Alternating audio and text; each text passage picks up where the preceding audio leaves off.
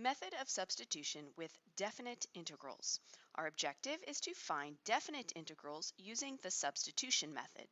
Now, as in any problem, there are many methods for solving, but we're going to focus on two methods here. One is we can find the related indefinite integral using substitution and then use the fundamental theorem of calculus. We'll look at what that means. And method two is we find the definite integral directly by making a substitution in the integrand and using the substitution to change the limits of integration. And that is something important that's often missed, but again, we'll look at this when we examine the examples. Find each definite integral. The integral from 0 to 2 of x times the square root of 4 minus x squared dx. Now for method 1, we treat what we have as an indefinite integral. So let's rewrite this as the integral of x times the square root of 4 minus x squared dx. We're going to need substitution. We call what's under the radical the u. And we find the du, negative 2x dx. And of course we look to see if we have those things. Well, we have the x, we have the dx, we have that part, but we don't have the negative 2. So we multiply by negative 2 and balance that to really be multiplying by 1, negative 1/2. Now we have the negative 2 in the du.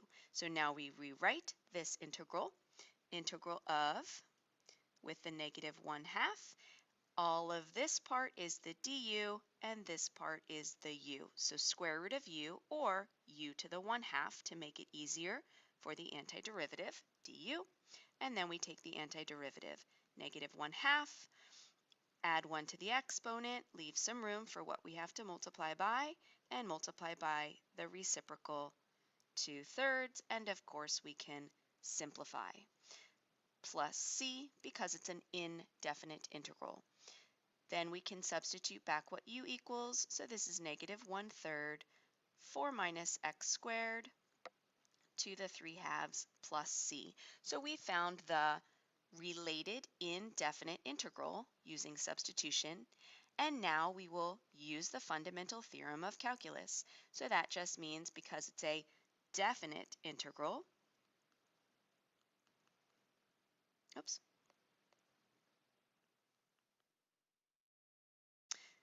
we know now the antiderivative is negative 1/3, 4 minus x squared to the 3/2. We can put our brackets. We can ignore the plus c because we know that it's going to subtract away when we have a definite integral, and we can plug in the limits one at a time. Negative 1/3, upper limit first, 4 minus 2 squared to the 3/2 minus, and then plugging in 0. You know, let's see, I should just factor out that negative 1/3, 4 minus 0 squared to the 3/2, and then I can simplify this, so negative 1/3, and then this right here is 4 minus 4, which is 0, so 0 to the 3/2 minus, and then 4 to the 3/2, and then we know that 0 to the 3/2 is simply 0. 4 to the 3/2 means square root of 4, which is 2, and then 2 cubed, which is 8. So this becomes 8/3 as a final answer. Now when we examine this definite integral using method 2, we find the definite integral directly by making the substitution in the integrand, like we did here, and using the substitution to change the limits of integration. Let's compare these two.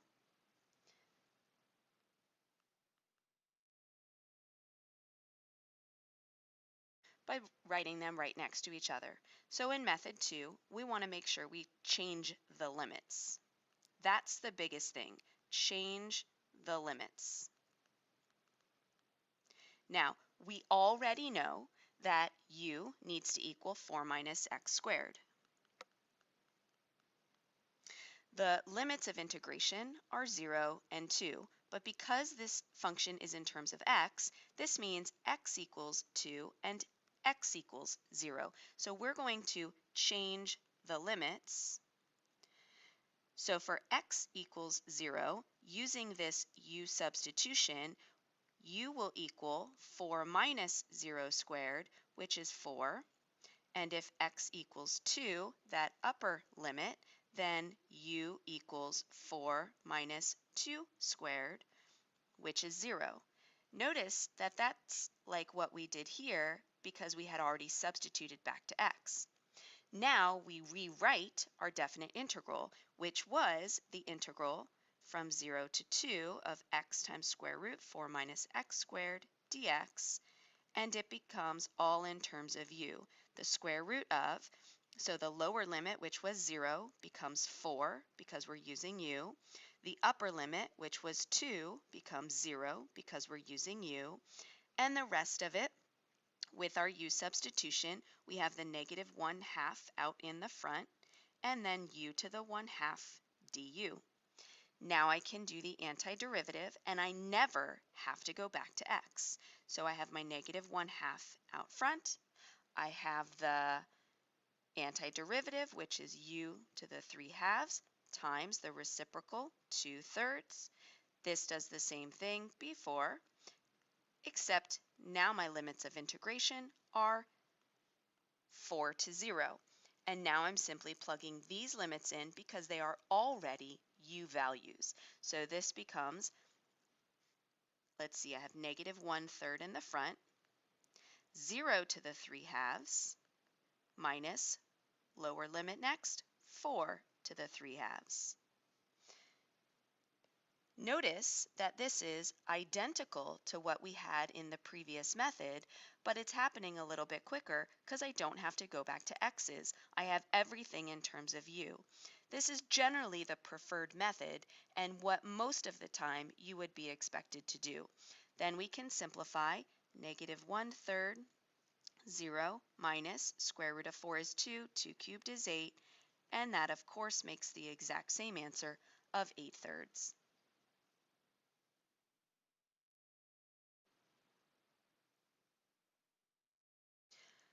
Let's solve this definite integral. The integral from 0 to pi over 2 of 1 minus the cosine of 2 theta, all divided by 2, d theta. Now, using my properties of integrals, I can split this up into two integrals. The integral from 0 to pi over 2 of 1, or actually, let's divide at the same time, distributing our denominator into both of these. 1/2 minus, well, if I'm going to write two integrals, I need my d theta at the end, minus the integral from 0 to pi over 2 of 1/2 cosine of 2 theta d theta. I can do that because I have a sum or difference, in this case a difference. Now, the first integral is quite easy to solve. That's just going to be 1/2 theta from 0 to pi over 2. The second one, on the other hand, well, let's pause on that for a moment as I just rewrite it as an integral. This is just plug in the pi over 2, plug in the 0, so 1/2 pi over 2 minus 0, or pi over 4. This other integral, I've got some inside function to this cosine function, so I need to think u substitution. So I call the inside of the cosine function u, and then I need to define du. The derivative of 2 theta is 2 d theta. I do have d theta, but I don't have a 2, so we can multiply by 2 over 2, and that part is my du, while I have this extra 1/2 that I can pull out. So let's look at what we have so far. We have the integral cosine of u du. The extra things that I have that I didn't substitute are the 1/2 and this other 1/2 that we're pulling out. So altogether that makes 1/4. Now I can do that integration, but as I do it, I don't want to forget that I already have the pi over 4 here. Minus. Now actually, this was a definite integral, so we are going to need the limits of integration. We're going to substitute to find what these x values are as u values. So if x equals the lower limit 0 and u equals 2 theta, that would be, oh, that's not going to be x, that's going to be theta. That's our independent variable. Therefore, 2 times that theta gives us 0. So that lower limit is still 0. The upper limit is pi over 2. Theta is pi over 2, and u is 2 times theta. So that makes pi, our upper limit is pi. Now we've got everything in terms of u, and we're ready to do the antiderivative. 1/4 hangs out on the outside, and the antiderivative of cosine of u is negative sine of u from 0 to pi. Now we can plug in our limits, but let's keep writing the pi over 4 so we don't forget that that's part of our answer. And we've got negative of sine of pi minus negative of sine of 0. We can evaluate that. Pi over 4 minus sine of pi is 0, and sine of 0 is 0. So that works out nicely and leaves us with pi over 4. Thanks for watching.